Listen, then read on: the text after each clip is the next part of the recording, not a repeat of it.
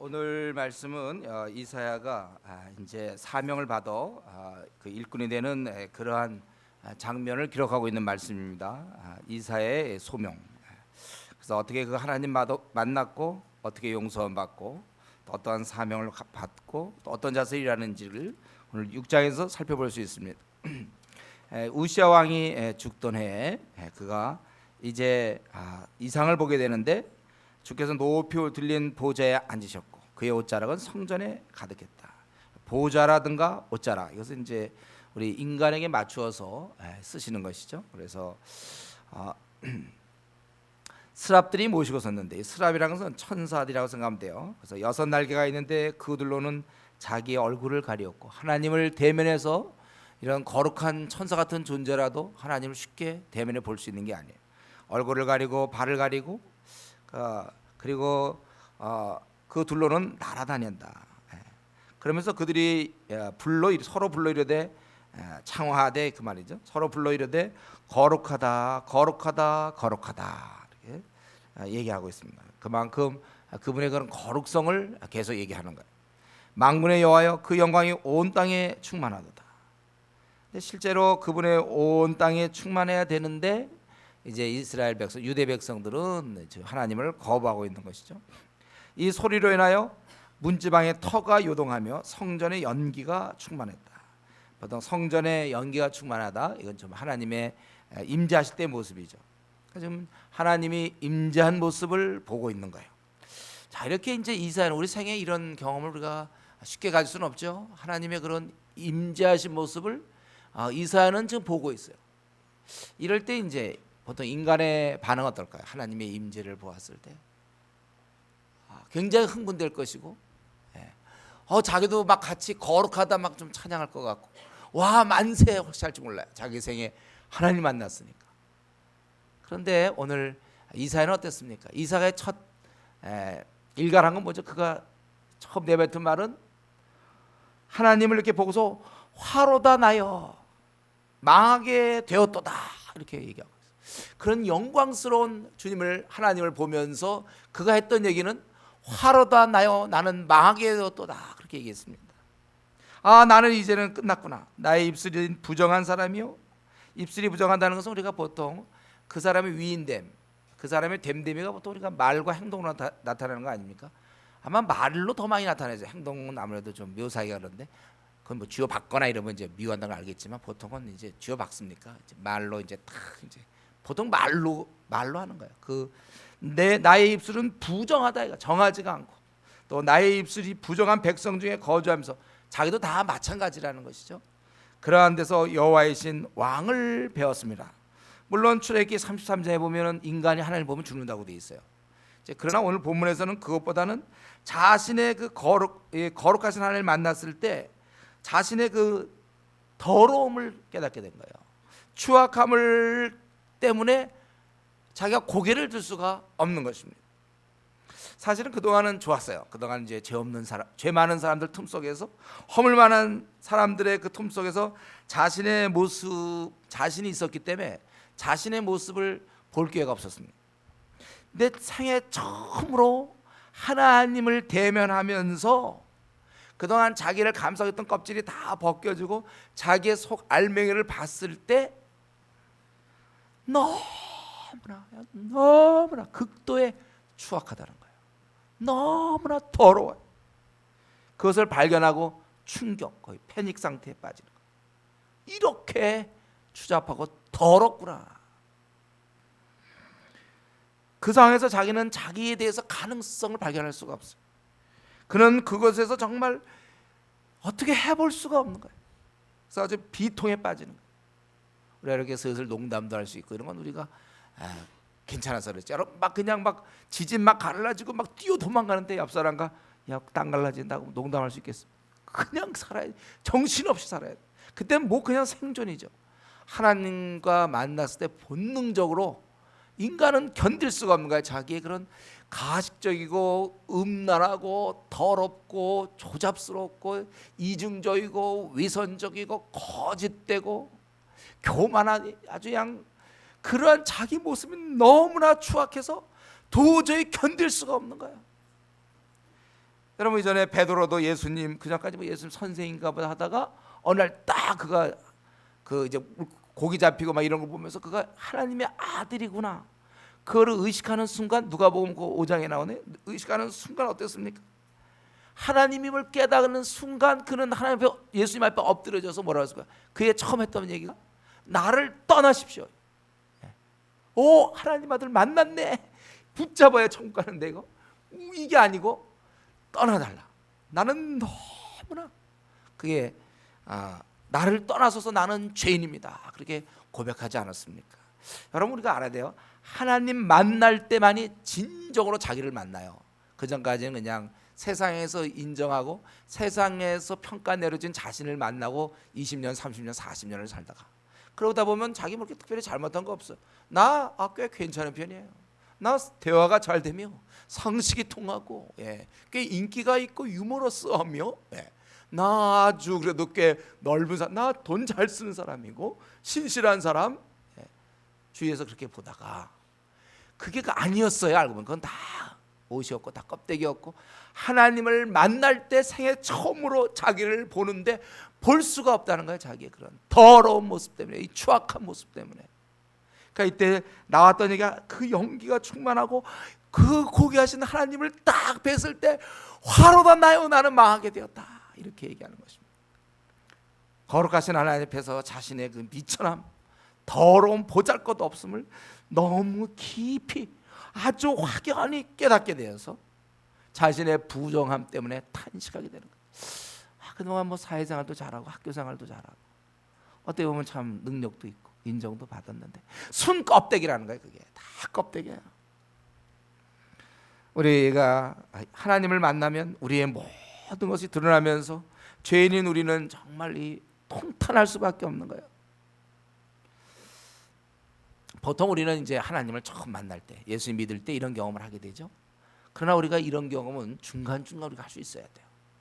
그렇지 우리의 높아진 마음을 낮출 수가 없어요. 그동안 나는 나름대로 괜찮다고 생각하며 살지 모르지만 하나님을 처음 뵐 때 하나님을 임재를 경험할 때 우리가 형편없고 초라함을 깨닫는 것이고 이게 계속되면 평생 겸비한 자로 살아가는 거예요. 어디서 자기가 나섭니까? 형편없는 자기를 보고 우리가 하나님을 앞에서는 자신의 운명을 한탄하게 되고 더러움 때문에 통곡하게 되는 것입니다. 사실 그런 자만이 십자가를 진정으로 느끼죠. 배고픈 자만이 음식의 소중함을 느끼는 거 아니에요. 너무 잘 먹어요. 제가 최근에 한번 진짜 잘 먹은 적이 있어요. 점심 잘 먹었는데 또 먹어야 돼. 한 번 더 먹어야 돼. 약속을 2번 해가지고 그때는 이 음식이 좀 약간 좀 그렇게 고맙지가 않아요. 맛있는 음식인데도 별로 먹고 싶지 않아요.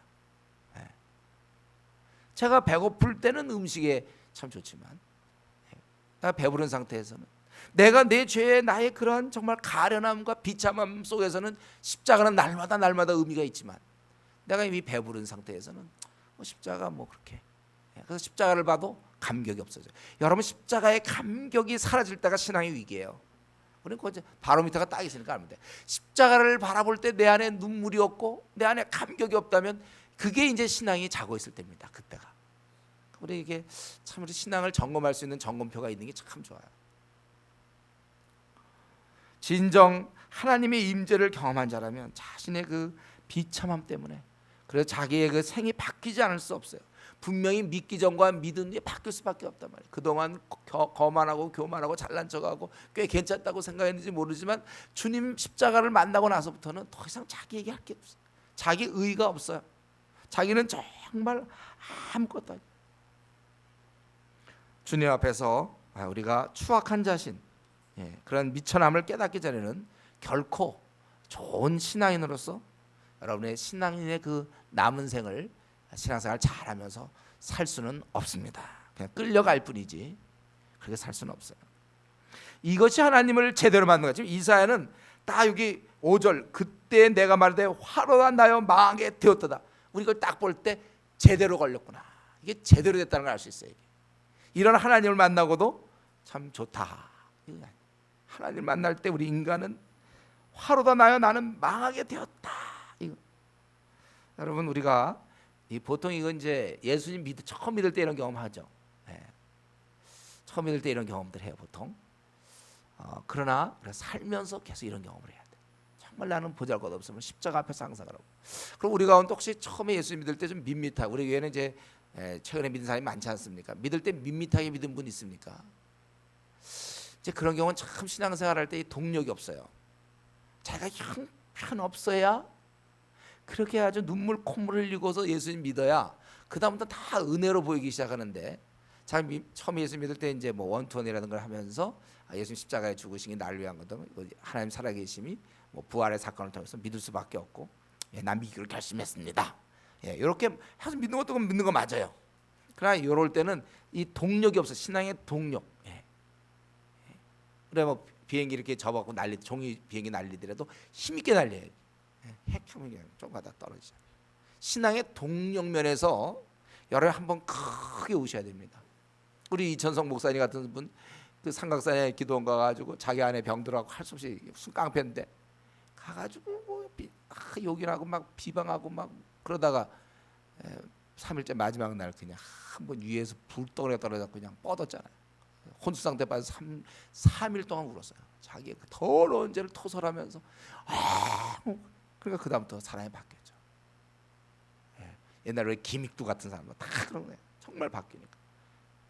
이게 안 바뀌었으면 조금 그래 예수님 계시는 걸 믿기로 하자, 믿었다 그럼 그때 이제 누가 와서 자기를 괴롭힐 때 이게 옛날 같으면 주먹으로 치고 다 그럴 거예요.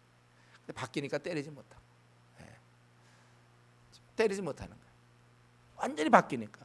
때때로 요즘 보면 무슨 뭐 교도소에서 뭐 나왔다 뭐 그런 사람들 있잖아요. 그때 뭐 거기서 믿었다 그러는데 와서 보면 와서 다시 뭐 좀 뭐 하는 척하다가 또 뭐 훔치고 들어가고. 이거 완전히 바뀐 게 아니에요. 정말 한번 깊이 바뀐 사람은 그거 정말 주위에서 볼 때 참 달라요. 이러면서 모태 신앙들이 좀 불안한, 좀 모태 신앙들이 사실은 이런 면에서 참 불리한 거라 볼 수 있어요. 그냥 늘 밋밋하고. 그러니까 우리도 신앙생활할 때 좀 약간 나는 뺀질적인 경향이 있다. 이게 사실 이렇게 하루다 나야 망하게 되었다 이렇게 고백하는 사람은 뺀질이 도저히 그럴 가능성이 없어요. 뺀질이가 될 수가 없어요. 너무나 자기가 어떻게 자기가 이런 상태에서 구원받았는데 그럴 수가 있습니까? 우리 뭐 믿은 지 얼마 안 돼서 잠수 타고 막 이런 거는 사실 믿을 때 너무 동력이 없이 정말 깊은 이 경험 없이 믿었기 때문에 뭐 그런 사람은 제가 뭐 구원받은 백성이 아니다 이런 얘기를 할 수는 없어요. 신앙이라는 것은 다 깊이의 차이가 있어요. 같은 교회를 나오고 같은 그리스도인이고 의인이라도 이 차이가 있단 말이에요. 하나님 볼 때 다 의인이지만 이 정말 이러한 뭐 이사야, 바울 같은 경우 그런 거 아닙니까? 다메섹에서 한번 왕창 깨졌어. 자기 주워 담을 게 없어요. 왕창 자기는 다 비워진 거예요. 이제는 주를 위해서만 작동하는 거죠. 아무도 그러니까 쉽게 얘기해서 우리가 감기 걸려갖고 주님 낫게 해주셔서 난 거와 암에 걸려서 낫을 때 차이가 있지 않겠습니까? 그렇겠죠? 아무래도 막 이제 감기 걸려서 낫고서 이제 남은 생은 주님을 위해서 살겠다. 이게 좀 쉽지 않잖아요. 암을 걸려갖고 이제 곧 죽는다. 병원에서 다 죽는다. 너 죽는다. 가족들 막 그러고 막 살려만 주시면 주님의 일하겠습니다. 이래갖고 난 사람과 감기 콧물 좀 나가기 때문에 콧물 없애주시면 그래서 콧물 안 나오면 남은 생 주님을 위해서 콧물 안 나온다고? 그건 아니잖아요. 조금 그 정도가 다른 것처럼 이럴 때 하루도 나요 망하게 되었다. 좀 이 시간 여러분 지난 날을 생각하세요. 언제 나에게 이런 경험이 있었는가? 제가 서구 교회들 보면 이런 경험들이 없는 거예요. 그냥 이렇게 조금 느껴서 그죠, 조금씩. 그러니까 동력이 너무 떨어져요. 한번 정말 좀 많이 좀 울어야 되고 이러한 경험을 건너뛴 사람들은 꼭 채워 넣어야 됩니다. 이거 울어야만 사람이 그렇게 좋아지는 거예요. 그래야 사람이 바뀌어요. 야, 진짜 그때부터 진짜 사람이 사람 되는 거예요. 꼭 여러분 이 경험하셔야 돼요. 화로다 나요 망하게 되었달처럼 자기가 진짜로 보잘것없는 뭘 어디서 뭘 자기 다른 사람 얘기할 게 없어요. 심령이 가난해지는 거예요. 애통하는 자가 되는 거예요. 그게.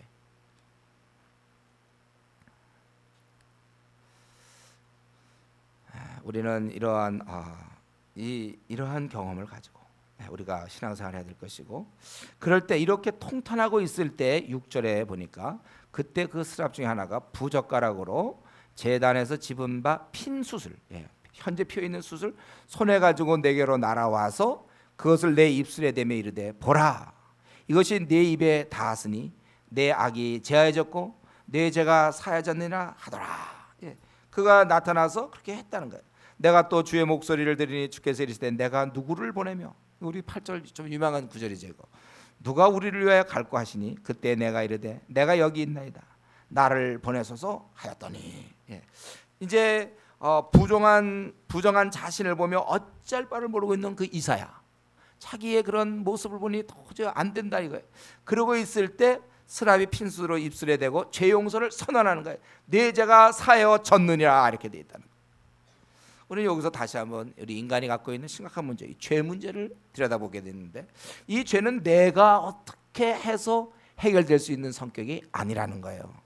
여기서도 그래서 자기는 망하게 되었도다 막 그러기 때문에 이제부터 착하게 살아야지, 이게 아니에요. 이사야가 거기서 아주 곤고한 중에 있을 때 이 죄사함은 위로부터 주어지는 것이라는 거예요.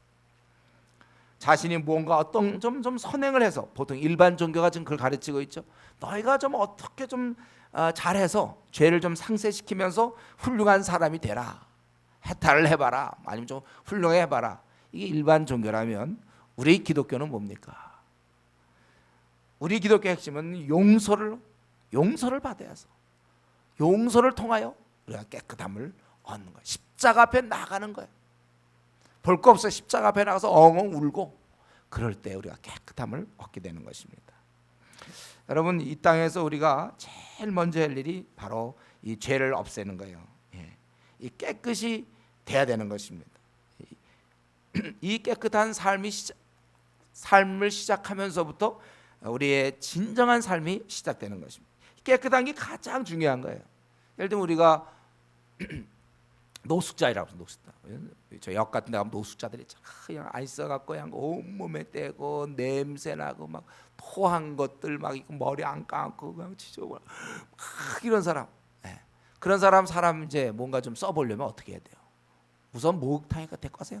하루 종일 그냥 때 있는 거 다 불리고 다 샴푸 몇 번씩 하고 다 손톱도 깎고 다 한 다음에야 그 다음에 그 사람 무슨 일을 시킬 수 있을 거 아닙니까? 뭐 회사에 뭘 시키든지, 무슨 요리 뭐 주방장을 시키든지, 뭐 공부를 뭐 할 수가 있는, 아니 뭘 의논을 하든지 뭐 그렇지.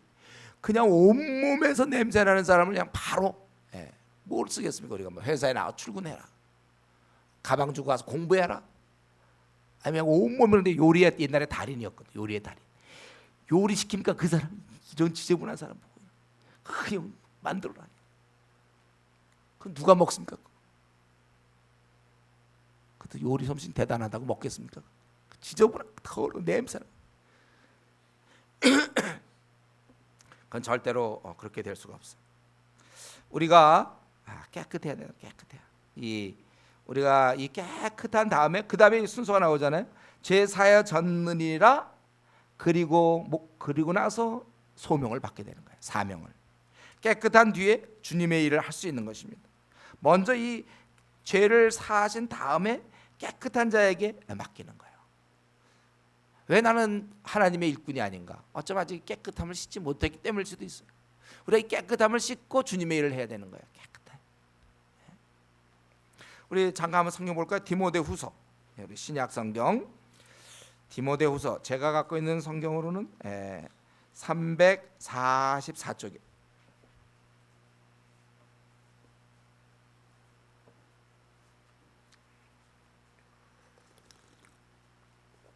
디모데후서 2장 20절에 보면, 큰 집에는 금그릇과 은그릇뿐 아니라 나무그릇과 질그릇도 있어 귀하게 쓰는 것도 있고 천하게 쓰는 것도 있나니, 그러므로 누구든지 이런 것을 자기를 깨끗하게 하면 귀히 쓰는 그릇이 되어 거룩하고 주인의 쓰심에 합당하며 모든 선한 일에 준비함이 되리라. 그릇을 예를 들었어요. 깨끗해야 그릇이 사용되는 거예요. 아무리 무슨 뭐 금그릇, 은그릇이라 할 때 깨끗하지 않으면 그건 쓸 수가 없어요. 깨끗이, 여러분들 우리가 식사하고 나면 항상 설거지해서 쓰고 그러는 거 아닙니까? 깨끗해야 된다는 거예요. 무슨 능력이 많은 거 아니에요. 튼튼한 그릇 쓰는 게 아니고 깨끗한 그릇 쓴다는 거예요. 그렇기 때문에 우리는 이 순서 7절 후에 8절이지 8절 다음에 7절이 아니에요. 먼저 하겠다 놓고서 하는 게 아니라 깨끗해진 다음에야 정말 엉엉 하나님 앞에서 자신의 이런 추악함과 더러움 때문에 엉엉 울고 난 다음에 깨끗함 받은 다음에 비로소 주님이 사용하시는 것입니다. 그래서 우리 깨끗해야 돼요. 시대는 이렇게 돌아가기 때문에 뭐 시대 요즘 사람들 다 그렇게 사는데요. 뭐 그런 사람은 자격 없어요. 아니면 남들도 이 정도, 그러니까 남들의 이런 수준보다는 좀 몇 단계 높은 정도 수준을 유지하는 거, 그거 안 된단 말이에요. 우리는 그냥 하나님 앞에서 하나님 눈에서 가장 깨끗한 자가 될 때 깨끗한 자만이 주의 일꾼이 되는 거예요. 여러분, 우리가 참 이 부정함을 조심해야 되고, 특별히 이 시대는 말세 어두운 때 아주 세상이 너무나 타락했기 때문에 여러분, 우리는 말씀의 기준을 항상 붙잡고 살아야 돼요. 그래서 우리가 말씀을 부지런히 봐야 돼요. 그렇지 않으면 아차하는 순간 세상의 기준에 맞춘단 말이에요. 더러움에 맞출 수 있어요. 세속적인 기준에 맞출 수 있어요. 깨끗해야 돼요. 우리가 근데 이제 오늘 이 말씀, 내가 누구를 보며 누가 우리를 위하여 갈고, 그러니까 고민이다 이겁니까? 이게 하나님께서 지금 이거는 어떻게 해볼까 이겁니까? 사실 이건 이제 유도하는 거죠. 바로 이제 일을 맡기시려고. 그럴 때 그가 순종하는 거잖아요. 내가 가겠습니다. 오늘 본문을 보면은 이사야가 어느 정도 자기가 이렇게 자발적으로 이렇게 하는 것 같은데, 우리가 이 시간에 한번 성경 전체를 통해서 누가 주님의 일꾼이 되는가 하는 문제를 좀 생각해 볼 수 있습니다. 도대체 누가 주님의 일꾼이 되는가? 그래서 우리 구약과 신약은 좀 구분되는데, 우리 구약 때 보면 보통 경우 일방적으로 하나님이 결정하세요. 그래서 모세 같은 사람 그냥 들으시고, 아브라함도 그냥 뽑아서 쓰시는 거고, 그렇죠? 모세도 이렇게 하시는 거고, 일방적으로 부르시는 거예요. 그래서 안 하려고 막 그래도 막 하는 경우, 우리 대표적인 사람 누구였죠? 요나 같은 사람 막 안 하려고 막 도망다니고 그랬잖아요. 그러다가 물고기 배 들어가기도 하고. 요나 같은 사람도, 이 사사들 보면 대부분 하나님 말씀이 임하여서, 또는 하나님의 결정, 또 우리 삼손 같은 경우도 하나님이 그냥 결정한 거예요. 그래서 그렇게 하라, 부모들한테 명해서 나신으로서 드려지게 되는, 그런 식으로 드려지는 거죠. 하나님 말씀이 임함으로 보통 부름을 받아요. 구약에 보면 부모가 결정하는 경우도, 이제 사무엘 같은 경우는 이제 부모가 결정했죠. 드리겠다, 그런 경우도 물론 있고요. 또 한 가지는 이게 깨달음으로 하는 경우도 있어요. 우리 하나님 일꾼 중에 깨달음으로 하는 경우 대표적인 느헤미야 같은 사람, 그런 얘기를 듣고 그냥 하루 종일 금식하며 마음이 너무 아파가지고 자기가 일하자. 느헤미야. 또 에스라 같은 경우, 에스라 7장 7절에 보면 이렇게 나와 있어요. 에스라가 여호와의 율법을 연구하여 준행하며 율례와 규례를 이스라엘에게 가르치기로 결심하였더라. 그래서 제가 결심해서 그냥 하는 거예요. 또 비느하스 같은 게 어땠어요? 비느하스, 그 누가 뭐 창을 줘가지고 가서 찔러라 이렇게 명령되는 적 없잖아요. 자기가 보고 자발적으로 가서 이 악한 자들의 그 남녀를 죽이게 되는 거잖아요. 깨달음 때문에 할 수 있어요. 그러나 일반적으로 구약에서는 하나님의 부르심, 하나님 말씀이 임하심으로 그들이 이제 일꾼이 되는 경우가 있어요. 근데 신약 때는 어떻습니까, 여러분? 신약 때는 어떻게 되죠?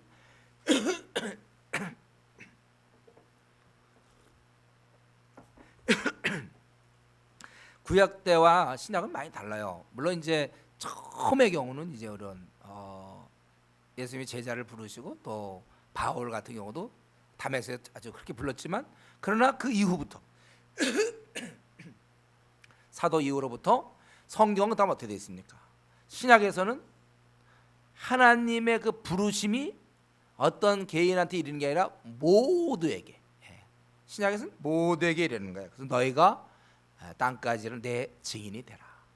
너희는 가서 모든 족속으로 제자를 삼아라. 이렇게 모든 자에게 불러주는 거예요. 로마서 6장에 보면 뭐가 있습니까? 너희 자신을 이제는 죄에게 드리지 말고 의의 병기로, 의의 무기로 드려라, 이렇게 돼 있잖아요. 그렇죠? 로마서에 우리가 그냥 드리라는 거, 하나님께서는 우리가 알아서 드리라는 거예요. 또 로마서 13장 12절에 보면 어둠의 일을 벗고 그걸 가만히 있어라가 아니라 빛의 갑옷을 입어라. 싸우라는 거, 우리가 싸울 수밖에 없다는 거. 가장 대표적으로 우리 빌립보서 볼까요? 빌립보서 한번 봅시다. 어떻게 나와 있는가? 제가 갖고 있는 성경 빌립보서는 319쪽이에요. 우리 빌립보서를 우리가 알지 않습니까? 빌립보 바울 사도가 빌립보서 1장에 보면은 자기가 감옥에 들어갔는데 어떤 사람이 질투했고 복음을 전하고 투기와 분쟁을 하는 사람이 있고 어떤 사람 착한 뜻으로 하지만 전파되는 건 그리스도니까 내가 참 기뻐하고 기뻐하겠다. 그리고 자기는 오히려 차라리 주님 빨리 죽었으면 좋겠다. 저기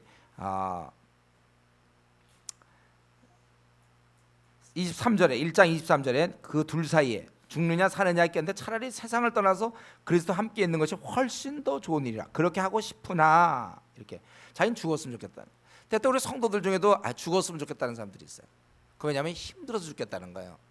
근데 우리 그런 차원이 아니라 바로 여기서 죽었으면 좋겠다는 건 뭐예요? 힘들지도 않고 세상이 너무 재밌는데도 주님을 만나보고 싶은 마음이 더 커서 죽겠다는 거예요. 우리가 이 신앙의 단계에 돌입해야 돼. 저 우리 암 환자 걸린 분들한테 암 환자들한테 그런 얘기해요. 죽고 사는 문제를 좀 이런 단계로 갔으면 좋겠다. 그래서 암 걸린다 죽어도 좋고 또 살려주시면 내가 남을 위해 사니까 좋고 그래서 암에 걸려도 참 기쁨으로 받아들일 수 있어야 돼. 죽어도 좋고 살아도 좋고 그런 사람이 걱정하지 마세요 살 겁니다. 이거 저는 그건 성경적이지 않아요. 그래서 사는 게 뭐 이렇게 대단합니까? 그럼 다 그냥 주님 만나기 싫은가요?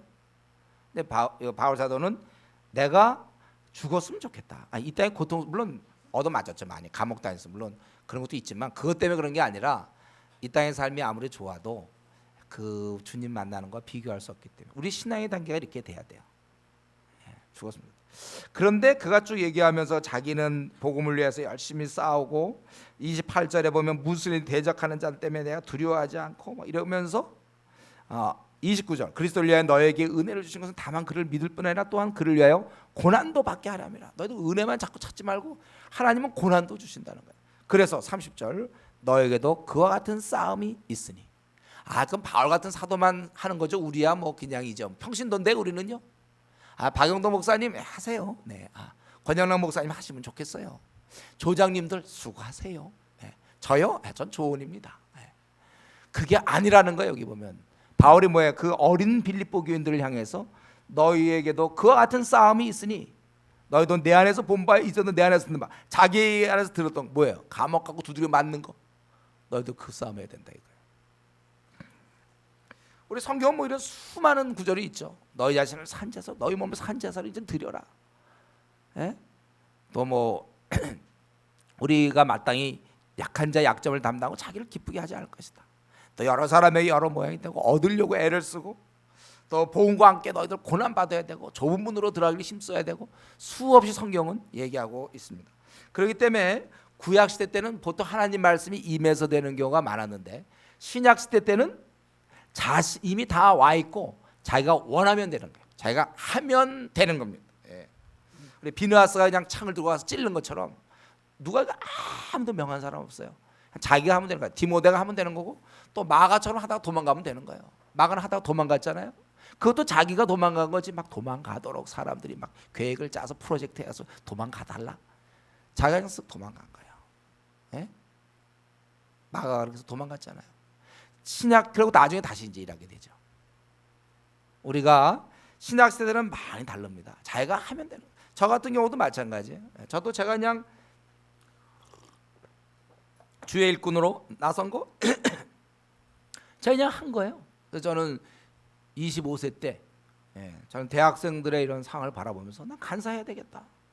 뭐 그때 무슨 뭐가 계시가 임하고 뭐 음성을 듣고 무슨 뭘 받고 막 여러분 사역자가 되는 건 그런 게 아니에요. 자기가 그냥 깨닫고 난 그때 대학 캠퍼스를 보니까 황폐해서 내가 이 대학생들에게 이 수원지 선교라고 생각했고 이들을 바꾸면 앞으로 사회가 바뀌고 교회가 바뀔 것이다. 그래서 그냥 제가 알아서 한 거예요. 교회에서도 마찬가지로 교회 대학부 때 우리 아주 힘을 못 쓰고서 한 10몇 명 모였댔어요. 교인 수는 한 1,500명 이렇게 되는데 대학부 10몇 명. 근데 저는 마음에 불타오르서 막 후배들 만나고 막 그랬어요. 그래서 막 제가 얘기해서 모임에 가서 1년 사이에 한 100명이 돼서 100명이 넘었어요. 애들 막 만나서 성경 공부시키고 막 이러니까 당에서 부른 거예요. 물론 이제 우리 그때 우리 대학부 부지도분이 있어서 여자분이한테 찔렀어요. 박영덕 성경 공부시킨다. 그 당회에서 불려갔더니 네가 뭔데 성경을 가르쳐 신학교 했느냐 막 이러더라고. 할 말이 있어요. 신학교 안 했는데. 근데 나는 마음이 타거든. 내 애들이 보면 내가 도와주긴 너무 많아요. 그래서 걸려가지고 어떻게 했습니까? 그래서 그 다음에는 몰래 했죠, 몰래. 그래서 또 걸렸어요. 두 번째 걸린, 그래서 당에 또 끌려왔어요. 장로님들 마야단치려서 그때 마음에 결심했어요. 그렇다면 열린 곳으로 가겠다.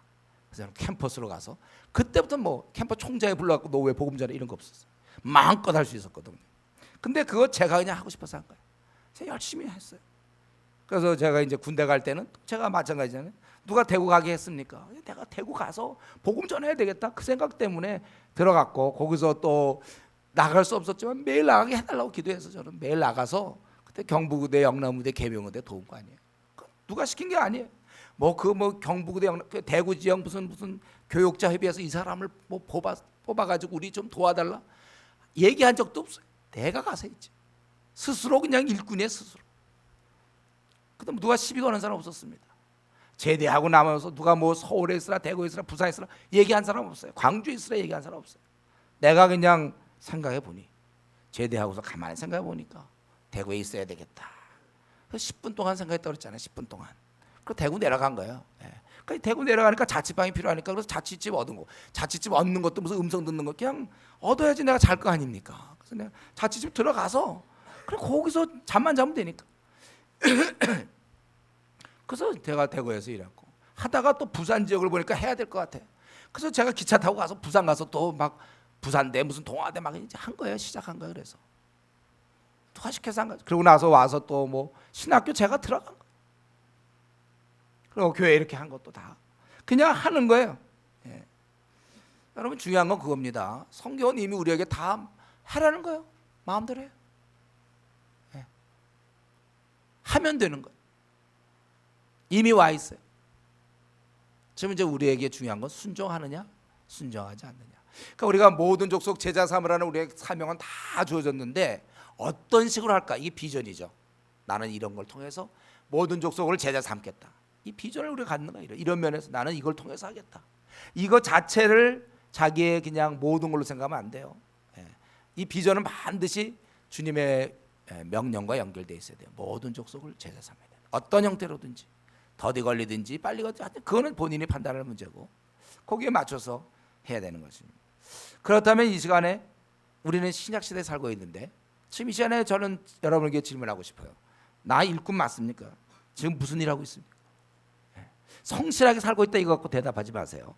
그 우리의 기본이라고 그랬어요. 그리스도인이 성실하게 직장 생활해야 되고 학교 생활해야 되고 가정 생활하는 건 맞는데 그것 자체가 무슨 비전처럼 얘기하면 안 돼요. 그건 우리가 그렇게 살아야 된단 말이에요. 지금 누가 봐도 자기 일꾼 맞습니까? 일꾼인가? 우리 신약 시대는 많이 바뀌었다는 거. 자기가 그냥 선택하면 되는 거야. 내가 주님은 너가 하라. 추수할 곳은 휘어져 있으니까 일꾼이 없다. 일꾼 되라. 우리 주님이 이렇게 말씀하시는 거고 본인이 자기가 결단하면 되는 거예요. 나도 일꾼으로 살겠습니다. 저는 이 자리에 앉아 있는 모든 우리 성도님 어떠한 형태로 시간을 많이 내든 적게 내든 좋은데 어쨌든 일꾼으로 살아야 돼요. 아직도 좀 뭐 미지근한 상태에서 교회만 왔다 갔다 하는 이제 그런 단계는 이제는 정리할 시간이 됐어요. 그렇게는 안 됩니다. 이제는 그렇게 하기에는 너무 시대가 그렇지가 않아요. 일꾼으로서 우리가 바르게 살아야 될 것입니다. 지금 너무나 많은 우리 한국 교인들이 그냥 예배만 드리려고 그래요. 예배만 드리고 그냥 자기 생활 하려고 그러고 착하게 그냥 살고 뭐 대충 뭐 헌금도 하고 그래서 교회에서 좀 뭐 봉사 같은 거 좀 하면 뭐 된 것처럼 생각하는데 그게 아니라 우리가 확실한 일꾼으로 누가 보더라도 나는 일꾼이고 내 마음을 알아 자기가 나 일꾼으로 내 삶을 드립니다. 내 삶을 드리겠습니다. 확실해야 돼 일꾼으로.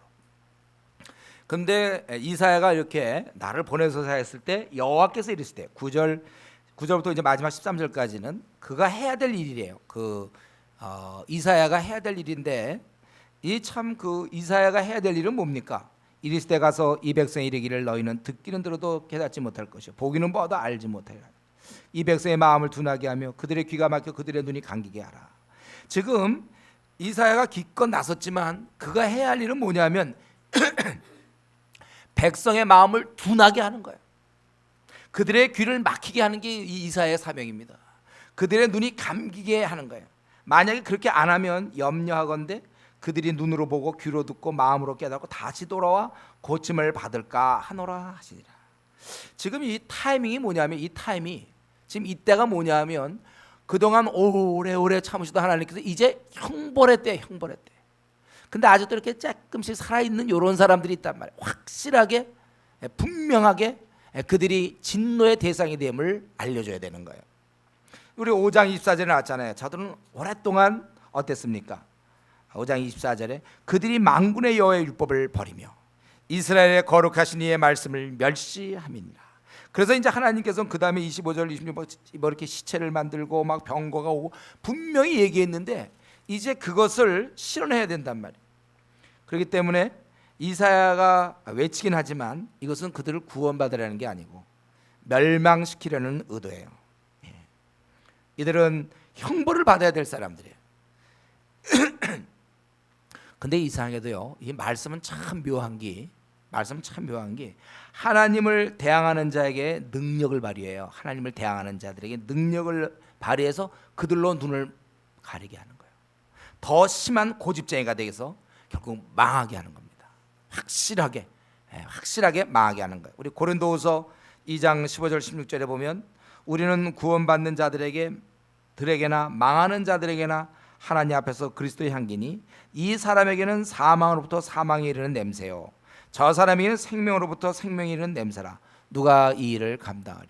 같은 냄새 같은 향기인데 누구한테는 이게 사망이 되고 누구한테는 향기가 된다, 생명이 된단 말이죠. 이거 지금 하나님이 유대 민족을 좀 벌하는 중입니다. 그동안 오래오래 참으시다가 이제 타이밍이 벌할 타임이 된 거예요. 그래서 이제 벌하시기 때문에 이사야는 외쳐서 그들이 누가보다도 확실히 벌받을 만한 사람이라는 걸 드러내야 돼요.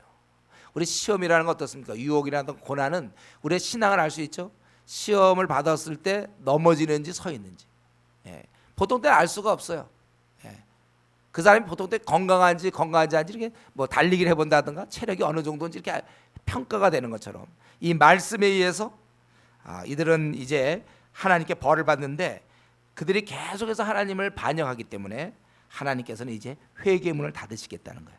그래서 눈을 둔하게 해야 돼. 그들의 마음을 둔하게 하며 그들의 귀가 막히고. 그래서 그가 여러분은 멸망나고 여러분 하나님을 거역하면 못 씁니다 하면 그 소리 듣고 더 싫어하는 거예요. 더 하나님을 거역하는 거예요. 확실하게 멸망받는. 그렇지 않았으면 자기들이 언제 그랬을까요? 우리는 뭐 그런 마음 없는데요. 그렇게 얼마든지 얘기할 수 있었지만 이때 확실하게 이렇게 하는 것이 하나님의 방식이라는 것입니다. 그래서 우리 보면요, 우리가 죄를 지적할 때 깨어 있는 사람은 그걸 잘 받아들여요. 그렇죠? 그러나 둔한 사람들, 평소에 신앙적 준비 안 돼 있는 사람들, 기도 생활이 없는 사람은 죄를 지적할 때 화를 내고 대항하고 싸우는 거 아니에요. 더욱 반감을 갖고 강팍하게 된다는 거예요. 이 로마서 11장에 있는 말씀이에요. 하나님께서 그들을 혼미한 심령과 보지 못할 눈과 듣지 못할 귀를 주셨다. 그래서 그의 그 중심이 드러나는 거예요. 이사야가 해야 될 일은 바로 이런 거죠. 그러니까 참 이거 구원의 메시지에서 많은 사람 돌아오라면 참 좋은데 이사야는 유감스럽게도 이들을 막히는 역할을 하게 됐다는 것입니다. 그러니까 당연히 이사야는 어떨까요? 사역하면 할수록 열매가 없을 거니까 낙심하는 거예요. 그러나 이거 하나님이 이걸 원하세요. 이것도 하나님의 뜻이에요. 저들을 눈을 열게 하는 것도 하나님의 뜻이요, 때로는 눈을 닫히게 하는 게 하나님의 뜻이란 말이에요. 그들을 아주 둔하게 만드는 게 하나님의 뜻이란 말이죠. 그러니까 우리는 사용되는 것에 대해서 감사해야지 그 결과에 대해서 우리가 그거 갖고 우리가 낙심하면 안 된다는 거예요. 근데 우리는 아직까지는 뭐예요? 지금 우리 시대는 좀 어떻죠? 지금은 구원의 때라고 말씀하세요. 우리가 입을 열매에 따라서 물론 심하게 거부하는 사람들도 있어요. 그건 할 수 없어요. 그러나 그중에 받아들이는 사람이 있단 말이에요. 그래서 성경은 뭐예요?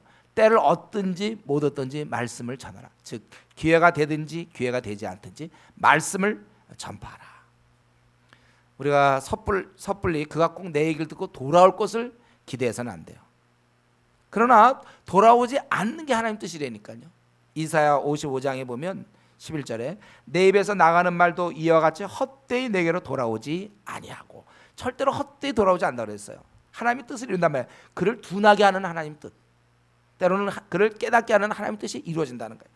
나의 기뻐하는 뜻을 이루며 내가 보낸 일에 형통함이라. 내 말은 결코 헛되지 않아요. 그러니까 우리는 이런 면에서 내 사역에 대해서 너무 얘기할 거 없어요. 우리가 했던 일에 대해서 왜 열매가 있느냐 없냐 그런 얘기할 거 없어요. 낙심할 것도 없고 그죠. 나는 하나님 말씀을 성실하게 전하는 것이 중요한 것입니다. 그러니까 이런 얘기를 듣고 나서 이사야가 질문하죠. 11절부터 13절까지. 근데 제가 지금 이렇게 설교하는 순간 저는 교회 나온 지가 얼마 안 되기 때문에 오늘 보니까 일꾼에 대한 설교구나. 나랑은 좀 관계없다. 그래서 약간 주무시려는 경향이 있는 사람들이 있어요. 여러분 그러면 안 돼요. 이건 예수를 믿는 순간 누구나 다 해당되는 말이에요. 이거는요. 오늘 말씀 보니까 아마 목사님이 잘 보시면 도움 되겠구나. 나는 아니고 이게 아니고 바로 그 사람 누구나 다 우리는 믿은 지 하루가 되더라도 주의 일꾼임이 된다는 사실을 아셔야 돼요. 자, 그래서 이때 이사야는 뭐라고 했습니까? 내가 이르되 주여 어느 때까지니까? 왜냐하면 그는 이러한 상황을 어떻게든지 빨리 좀 마무리해 줘야 되는 거 아니에요? 민족에 대해 생각을 하고 누구나 다 동족에 대한 연민이 있을 거 아닙니까? 그럴 때 하나님께서 언제라고 그랬습니까? 주께서 대답할 때 성읍들은 황폐하여 주민이 없으며 가옥들에게는 사람이 없고 이 토지는 황폐하게 되며 여호와께서 사람들을 멀리 옮기셔서 이 땅 가운데 황폐한 곳이 많을 때까지니라. 보통 아무리 전쟁의 그 피해가 크더라도 좀 부분적으로 일부분이 남아 있는 데 비해서 여기는 아예 없다는 거예요. 없어 다. 다 없어. 황폐해지는 거예요. 그리고 사람이 멀리 옮긴다는 건 이제 사로잡힌다는 걸 알 수 있죠. 포로로 잡힌다는 거. 아니면 도망가거나. 즉 망할 때까지는 이스라엘 민족 정신 못 차려요. 유다 민족들 망해 봐야 되는 거예요. 그러나 이제 13절 그 중에서 10분의 1이 아직 남아 있을지라도 이것도 황폐하게 될 것이다. 아예 싹쓸이 다 망하는 거예요. 다 망해. 그런데 한 가지. 요게 이제 우리의 소망이죠. 밤나무와 상수리나무가 배임을 당하여도 그 구루터기는 남아 있는 것 같이 다 베어서 이제 끝났다 싶지만 그 구루터기가 있는 것처럼 거룩한 씨, 거룩한 백성 그들이 이 땅의 구루터기다. 다시 그들을 통하여 소망이 생기는 것입니다.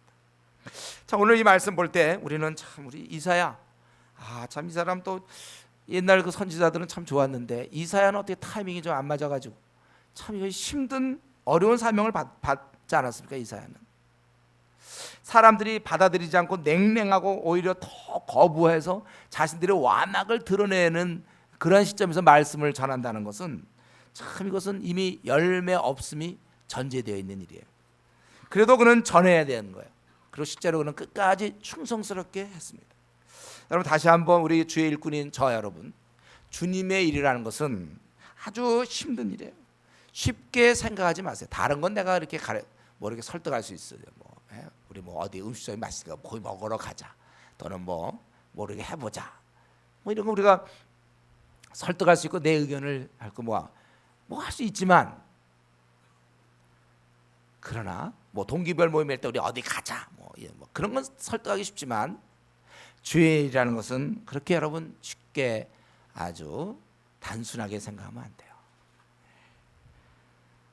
더구나 자기가 순전하게 타협하지 않고 말씀 그대로를 전할 때는 더 거센 저항을 받을 수밖에 없어요. 지금 시대가 대부분 타락되어 있는 상태잖아요. 오늘날 한국교회, 한국의 이 상황들 여러분과 그 어느 때보다 심각한 여러분들은 심각한 저항을 받을 걸 각오해야 된다는 것입니다. 이 점을 미리 여러분 각오하셔야 돼요. 그렇기 때문에 내가 전했는데 사람들이 거부한다. 내가 못 전한 것이 아니라 나는 정말 하나님 말씀을 전했는데 거부하면 그 거부하는 사람의 마음에 문제가 있다는 거예요. 예수님이 그 당시에 말씀 전할 때 어땠습니까? 받아들이고 좋아하는 사람이 있었지만 그거에 대해서 그냥 트집 잡고 아예 은혜 못 받고 그냥 공격하는 사람이 있었잖아요. 이게 말세 때의 특징입니다. 디모데후서에 보면 때가 이르리니 사람이 바른 교훈을 받지 아니하며. 저도 제가 목회자로서 많이 얘기를 해도 안 받아들이는 사람이 있어요. 그래서 여러분이 되면 안 됩니다. 얘기하고. 또 여러분이 정말 안타까운 마음으로 얘기를 해도 안 받아들이는 사람 있잖아요. 바른 교훈을 받아들이지 않는 사람이 있어요. 이게 하나님이 기뻐하는 거 뻔한데도 자기 원하는 대로 하는 사람도 있단 말이에요. 이게 말세의 특징이에요.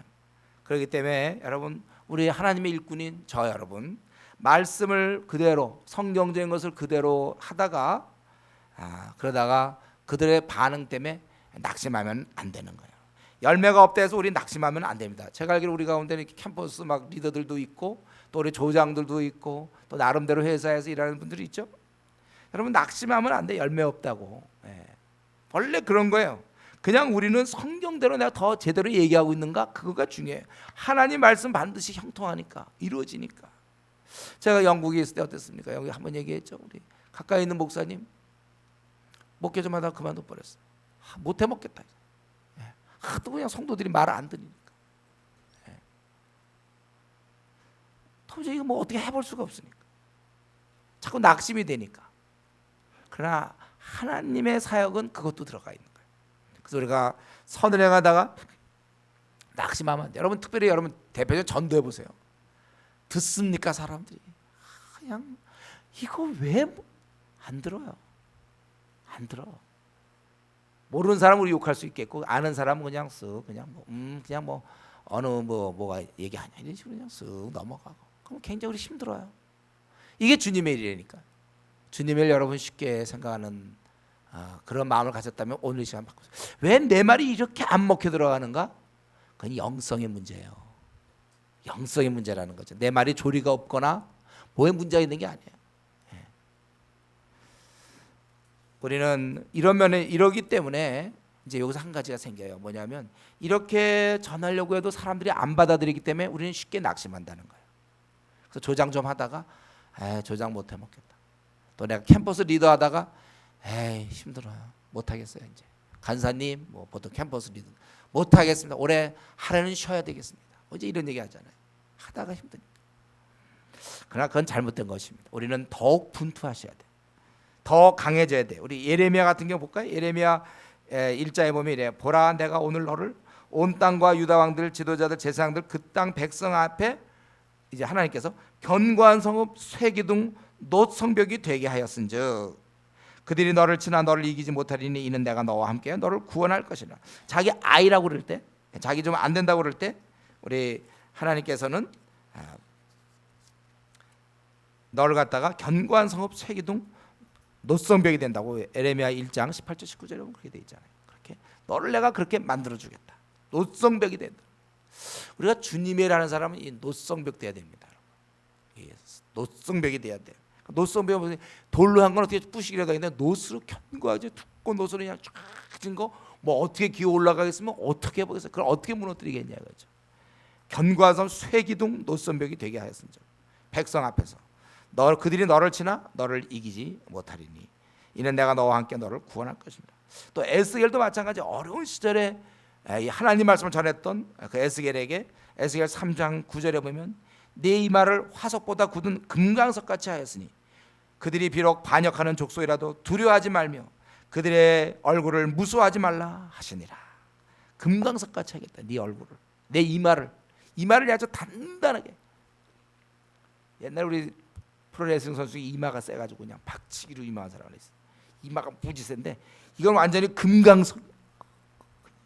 이마를 가지고 끄떡도 안 해. 그런 노성벽이 되고 노성벽.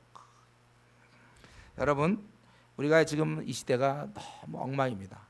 갈등과 부조리와 배신과 타협과 속임수와 세속적인 이러한 시대 여러분들이 하나님의 일꾼으로서 여러분 회사에서는 학교에서 강해져야 돼요. 다른 방법이 없어요. 괜히 나섰다가는 상처만 받고 끝나요.